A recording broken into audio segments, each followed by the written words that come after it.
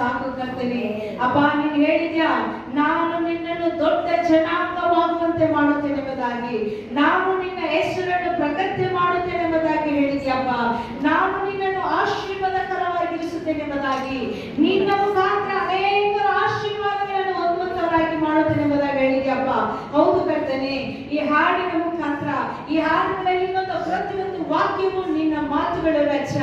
Amen, hallelujah. ಪವಿತ್ರ ಆತ್ಮದೇವರೇ, ನಿನ್ನನ್ನು ಹುಡುಕಿ ಬಂದಿರುವಂತ ಮಕ್ಕಳಿಗೆ, ಅಯ್ಯೋ ನಿನ್ನನ್ನು ಹುಡುಕಿ ಬಂದಂತ ಪ್ರಿಯ ಮಕ್ಕಳಿಗೆ, ಅಯ್ಯೋ ಪವಿತ್ರ ಆತ್ಮ ದೇವರೇ, ಇವತ್ತು ಅವರನ್ನು ಆಶೀರ್ವಾದವಾಗಿ ಬದಲಾಯಿಸು.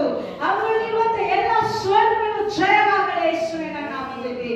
ಅವರಲ್ಲಿರುವಂತ ಎಲ್ಲ ಅಪನಂಬಿಕೆಗಳು ತೊಲಗಿ ನಂಬಿಕೊಂಡವರಾಗಲಿ ಯೇಸುವಿನ ನಾಮದಲ್ಲಿ. ಅವರಲ್ಲಿರುವಂತ ಎಲ್ಲ ಅಶುದ್ಧಗಳು ತೊಲಗಿ ಅಪ್ಪ ಅವರು ಪವಿತ್ರವಂತರಾಗಿ ಬದಲಾಗಲಿ. ಅದು ಕಾರಣ ಕೃಪೆ, ನಿನ್ನ ಕೃಪೆಯಿಂದ, ನಿನ್ನ ಶಿಲುಬೆ ರಕ್ತದಿಂದ ಅವರನ್ನು ತೊಳೆದು ಶುದ್ಧೀಕರಿಸು ಸ್ವಾಮಿ. ನೀನ್ ಹೇಳಿದ್ಯಾ, ಪೂರ್ಣ ಜಯಶಾಲಿಗಳಾಗುವುದಕ್ಕೆ ನಿನ್ನ ಪ್ರೀತಿಯೇ ಕಾರಣವು ರಕ್ಷ. ಅಪ್ಪ ನಿನ್ನ ಪ್ರೀತಿಯೇ ಕಾರಣವು ರಕ್ಷ.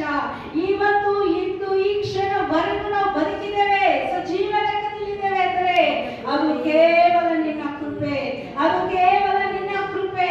ಎಷ್ಟೆಷ್ಟೋ ಅಪಾಯಗಳು, ಎಷ್ಟೆಷ್ಟೋ ನಿಂದಗಳು, ಎಷ್ಟೋ ಮರಣಗಳು, ಮರಣ ವ್ಯಾಧಿಗಳು ಬಂದಾಗಲೂ ಕೂಡ ನಿನ್ನ ಕೃಪೆ, ನಿನ್ನ ಪ್ರೀತಿ, ನಿನ್ನ ಕನಿಕರವು, ನಿನ್ನ ದಯೆ, ನಿನ್ನ ಅಪಾರವಾದ ಮಮತೆ ಪ್ರೀತಿಯಿಂದ ನಮ್ಮನ್ನು ಆವರಿಸಿಕೊಂಡಿದ್ಯಪ್ಪ.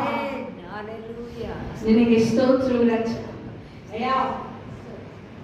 ಯಾವ ಯಾವ ಕುಟುಂಬಗಳಲ್ಲಿ ಪ್ರೀತಿ ಇಲ್ಲದ ಹಾಗೆ ದುಷ್ಟನು ಕಟ್ಟಿಟ್ಟಿದ್ದಾನೋ ಆ ದುಷ್ಟನ ಕಟ್ಟುಗಳನ್ನು ಯೇಸು ನಾಮದಲ್ಲಿ ಬಿಚ್ಚುತ್ತಾ ಇದ್ದೇನೆ.